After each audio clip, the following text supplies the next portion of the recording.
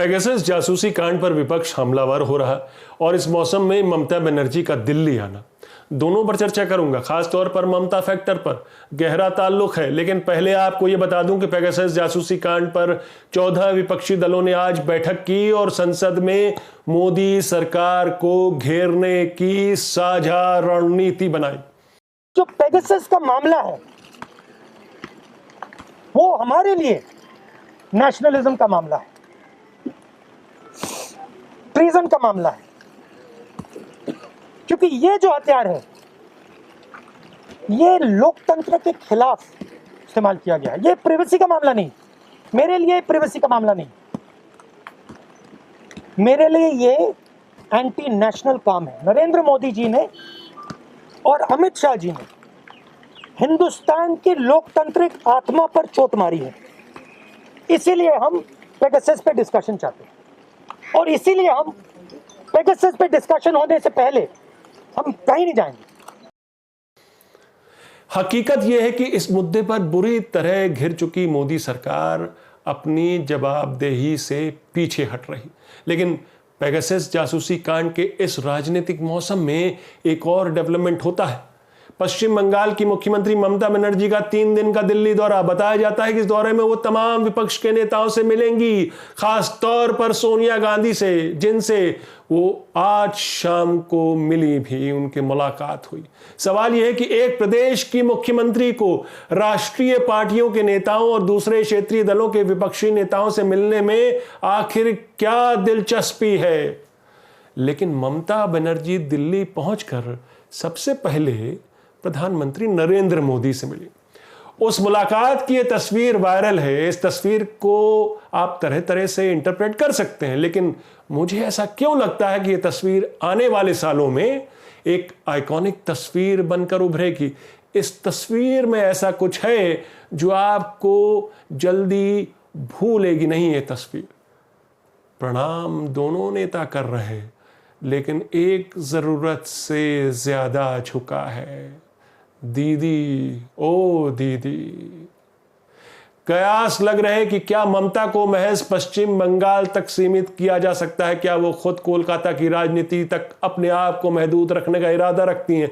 क्या वो खुद को नेशनल स्टेज पर देखना चाहती हैं? क्या वो राष्ट्रीय यानी लोकसभा चुनाव में मोदी के सामने विपक्ष का चेहरा बनकर सामने आ सकती हैं? क्या वो खुद ऐसा चाहती हैं? क्या आप जानना चाहते हैं ममता बनर्जी के मन की बात? आज पत्रकारों के साथ चाय पर चर्चा करते हुए ममता बनर्जी के कुछ अहम बयान सामने आए हैं। उन्हें सुनिए और अंदाजा लगाइए वो ऐसा क्यों कह रही हैं। और ये सवाल 2024 के लोकसभा चुनाव के मद्देनजर उनसे पूछे गए थे। तो क्या बोली ममता बनर्जी? पहली बात, वो बोली बीजेपी मजबूत है, मगर इस बार विपक्ष बीजेपी से ज्यादा मजबूत होगा। सभी क्षेत्रीय दल इकट्ठे हो जाएं तो बीजेपी पर भारी पड़ेंगे। क्षेत्रीय दल देश का नेतृत्व कर सकते हैं। ये क्षेत्रीय दल पर इतना जोर क्यों था ममता बनर्जी का? आपको यहां पर बता दूं कि तृणमूल कांग्रेस खुद एक क्षेत्रीय दल है, यानी ममता बनर्जी खुद को भी बतौर साझा विपक्ष का ज्वाइंट पीएम उम्मीदवार रूल आउट नहीं कर रही, यानी पीएम की रेस में वो भी दावेदार होंगी। उनकी बातों से तो ऐसा ही लग रहा है।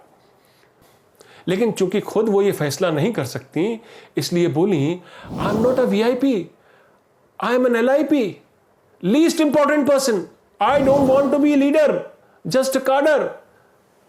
यानी मैं कार्यकर्ता हुई ठीक हूं, लीडर नहीं। लेकिन आप समझ सकते हैं उनकी ना में भी उनकी हां है। लेकिन फिर उन्होंने जो बात कही वो सबसे महत्वपूर्ण है। क्या कहा उन्होंने कहा I want to bell the cat, यानी मैं बिल्ली के गले में घंटी बांधना चाहती हूं। किस बिल्ली की बात कर रही थी? किस घंटी की बात कर रही थी? बिल्ली के गले में घंटी बांधना एक कहावत है, यानी चैलेंज स्वीकार करना। किस चैलेंज की बात कर रही थी ममता दिल्ली में आकर? आगे क्या बोली ममता? अच्छा दिन बहुत देखा, अब सच्चा दिन देखना चाहते हैं सब लोग। और इसके भी बाद उन्होंने कहा, खेला हो बे।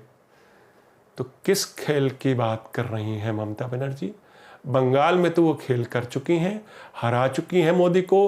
अब किस खेल की बात कर रही हैं? कौन सा खेला हो बे? और ममता बनर्जी क्यों इस भाषा में बात कर रही हैं, चैलेंज वाली भाषा में, खेला हो बे? नमस्कार, मैं हूं आपका न्यूज़ बाज प्रभात शुंगलू। मेरा आज का सवाल, क्या ममता बनर्जी मोदी के सामने विपक्ष की पीएम उम्मीदवार बन सकती हैं? अपने जवाब हां या ना में जरूर दीजिएगा। ममता ने जो कहा कि मैं बांधूंगी बिल्ली के गले में घंटी, तो इसलिए आपको यहां यह बताना जरूरी है कि कोलकाता से दिल्ली आने से पहले मुख्यमंत्री ममता बनर्जी ने पेगासस जासूसी कांड में एक जांच बिठा दी है, जो कि सुप्रीम कोर्ट के रिटायर्ड जज एमबी लोकुर की अध्यक्षता में होगी। पेगासस जासूसी वाली वो 300 फोन नंबरों की लिस्ट में ममता बनर्जी के भांजे और सांसद अभिषेक बनर्जी का भी नंबर शामिल है और उनके चुनावी सलाहकार प्रशांत किशोर का भी। इस तरह ममता देश की पहली ऐसी मुख्यमंत्री हैं जिन्होंने पेगासस पर जांच बिठाई, और एक तरह से उन्होंने प्रधानमंत्री मोदी की सरकार से एक और कन्फ्रंटेशन का रास्ता खोल दिया है, और ये उन्होंने जानते बूझते किया। उधर ममता पेगासस पर मोदी सरकार के खिलाफ मोर्चा खोलती हैं, इधर कांग्रेस समेत दूसरी विपक्षी पार्टियां सरकार को संसद में घेरने की रणनीति तैयार करती हैं। एक कैलकुलेशन के मुताबिक देश की 375 ऐसी लोकसभा सीटें हैं जहां बीजेपी को सीधी टक्कर में हराया जा सकता है अगर विपक्ष एकजुट रहे। यह है ममता का बंगाल मॉडल, यानी कि सीधा 1-to-1 विद बीजेपी। इस कैलकुलेशन के मुताबिक इन 375 सीटों में से 200 सीटों पर कांग्रेस बीजेपी की सीधी टक्कर है, वहां कांग्रेस लड़े और विपक्ष उसको समर्थन दे।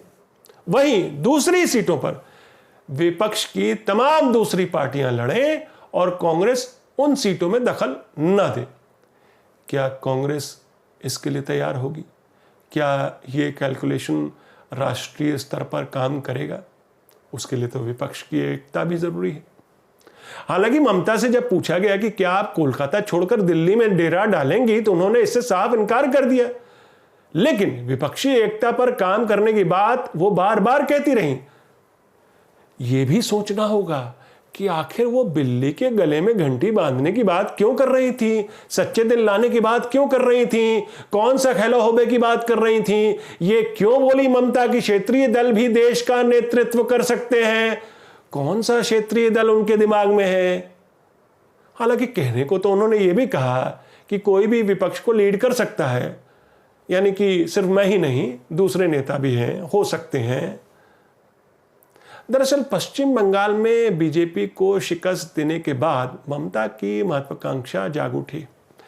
2024 के लोकसभा चुनाव के समय ममता बनर्जी की उम्र करीब 70 की होगी, इसलिए राष्ट्रीय राजनीति में दोबारा उतरने का इससे बेहतर मौका शायद दूसरा ना हो।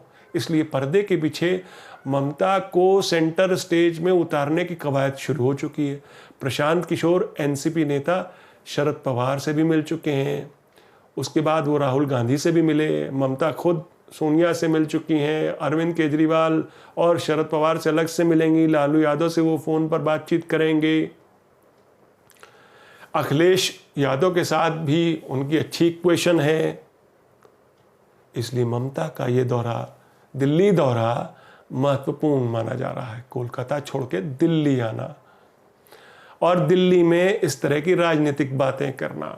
गैर एनडीए क्षेत्रीय दलों की नजरें राहुल की कांग्रेस और ममता बनर्जी पर टिकी हैं।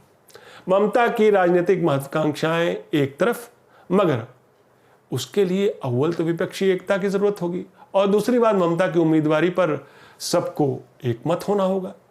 यह भी नहीं भूलना चाहिए कि क्षेत्रीय दल की अगर महत्वाकांक्षा है तो उसी विपक्ष में कांग्रेस जैसी राष्ट्रीय पार्टी भी है जो सत्ता में रह चुकी हैं, और राहुल गांधी भी मोदी के खिलाफ राष्ट्रीय स्तर पर बड़ी आवाज बनकर उभरे हैं, खासकर कोविड दौर में उनकी भी महत्वाकांक्षाएं होंगी। इसलिए विपक्षी एकता तभी होगी जब कोई अपनी महत्वाकांक्षा पर लगाम लगा सके, उससे कॉम्प्रोमाइज कर सके, वरना बात वही होगी कि दूर के ढोल तो सभी को सुहाने लगते हैं। बना लीजिए जितनी भी रणनीति, क्या 2024 लोकसभा के चुनाव के लिए विपक्ष एकजुट होकर साझा रणनीति पर काम करेगा? क्या ममता उस रणनीति का बड़ा हिस्सा होंगी? कौन कॉम्प्रोमाइज करेगा अपनी महत्वाकांक्षा से? क्या ममता विपक्ष का एक्सेप्टेबल चेहरा बनेगी? ये सारे सवाल एक दूसरे से जुड़े भी हैं और इनके जवाब अभी किसी के पास हैं भी नहीं। शरद पवार की उम्र हो चुकी है, सेहत के भी मसले हैं उनके साथ, ममता के साथ उनकी दमंग महिला नेता की इमेज है, मोदी को हराने का तमगा अलग। राहुल 2 बार मोदी से हार चुके हैं, 1 बार इसकी जिम्मेदारी भी ले चुके हैं और इसी नाते पार्टी के अध्यक्ष पद से इस्तीफा दे चुके हैं। यानी ममता के नाम पर कंसेंसस देखा जाए तो मुश्किल भी नहीं। लेकिन अगले साल उत्तर प्रदेश के अलावा 6 और राज्यों में चुनाव होने हैं। विपक्षी एकता का पहला इम्तिहान इन्हीं चुनाव में होगा। क्या यूपी में ममता कांग्रेस या दूसरी विपक्षी पार्टियों के लिए कैंपेन करेंगी? क्या ममता और कांग्रेस साथ आएंगे? अभी तक ऐसे इंडिकेशन नहीं मिले हैं कि वो साथ नहीं आ सकते। दरअसल मोदी सरकार को पेगासस कांड की ताब, उसकी आंच महसूस हो रही है। कल ममता ने जांच बिठाई है, यह भी हो सकता है कि मामला अदालत तक पहुंचे और अदालत जांच के रास्ते खोल दे, दूसरी जांच के रास्ते खोल दे। पेगासस में विपक्षी एकता क्या बरकरार रहेगी? क्या अगले साल यूपी चुनाव में दिखेगी? क्या ममता विपक्षी एकता की वो फेविकोल साबित होंगी? लेकिन ममता ने ऐलान कर दिया है, कोविड के बाद सभी विपक्षी पार्टियों को सड़क पर उतरना होगा, तभी आ पाएगी विपक्षी एकता, एकजुटता। मेरा आज का सवाल, क्या ममता बनर्जी मोदी के सामने विपक्ष की पीएम उम्मीदवार बन सकती हैं? अपने जवाब हाँ या ना में जरूर दीजिएगा। तो ये थी आज की न्यूज़बाजी। फिर मिलेंगे एक नई न्यूज़बाजी के साथ। तब तक के लिए नमस्कार।